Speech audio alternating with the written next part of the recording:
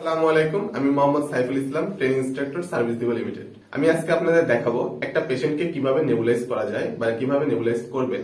Doctor বা চিকিৎসকের পরামর্শ ব্যতীত আমরা কখনো নেবুলাইজ করবো না। কিভাবে প্র্যাকটিক্যালি আমরা আসলে নেবুলাইজ করবো একটা পেশেন্টের, সেটা আমরা মূল ভিডিওতে দেখাবো। চলুন কথা না বাড়িয়ে মূল ভিডিওতে আমরা চলে যাই।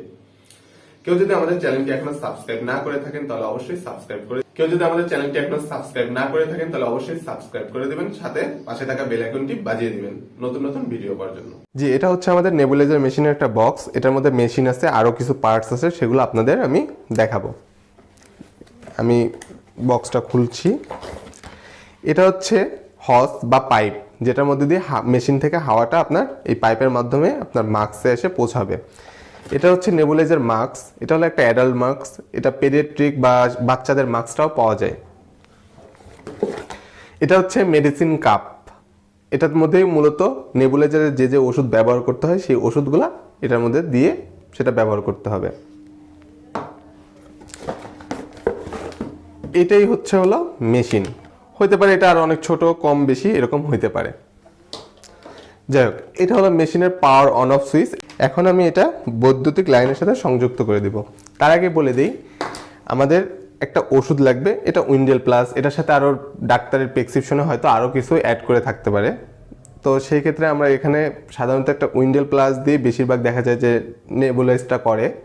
তো উইন্ডেল প্লাস একটা 5cc সিরিঞ্জ, যেহেতু আমাদের এটা ইনটেক সিরিঞ্জ নয়, তো সব সময় আপনারা খেয়াল রাখবেন ইনটেক সিরিঞ্জটা ব্যবহার করার জন্য। তো আমরা এটার সাথে একটা মাথা এটার সাথে সংযুক্ত করে নেব হজ বা পাইপটা।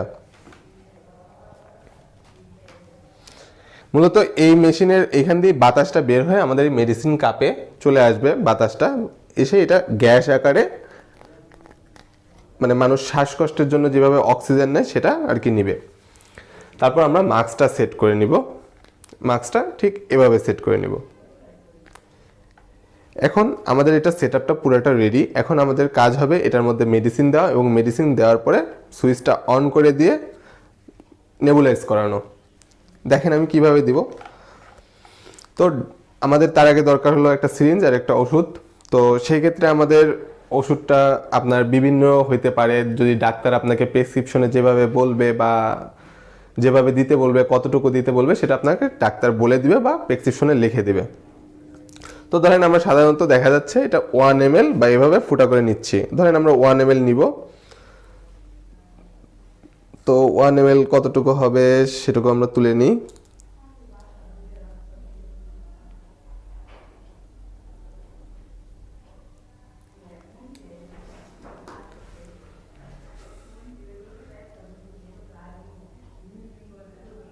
দেখেন আমরা 1 ml তুলে নিছি। এখন এটা মেডিসিন কাপের মধ্যে দিয়ে দিব।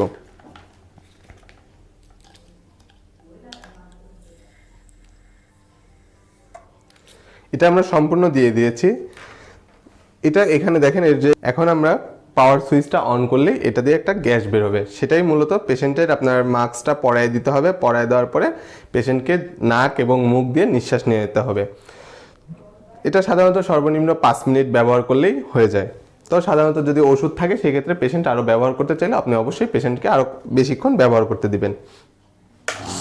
দেখেন এটাতে একটা গ্যাস বেরোচ্ছে। মূলত এই গ্যাসটাই আপনার নেবুলাইজ বা নেবুলাইজেশন করা হয়। কিভাবে নেবুলাইজেশন করা হয় বা কিভাবে নেবুলাইজ করা হয়, আশা করি সবাই বুঝতে পেরেছেন ভিডিওটি। আসলে মূলত শ্বাসকষ্টজনিত অনেক রোগ থাকে, সেই রোগের জন্য ডাক্তারের পরামর্শে আমরা নেবুলাইজ বা নেবুলাইজেশন করে থাকি। তো এটার কখনোই প্রেসক্রিপশন ব্যতীত আপনি কোনো রোগীকে বা সাধারণ কোনো রোগীকে আপনি নেবুলাইজ করাবেন না। সবাই ভালো থাকবেন, সুস্থ থাকবেন।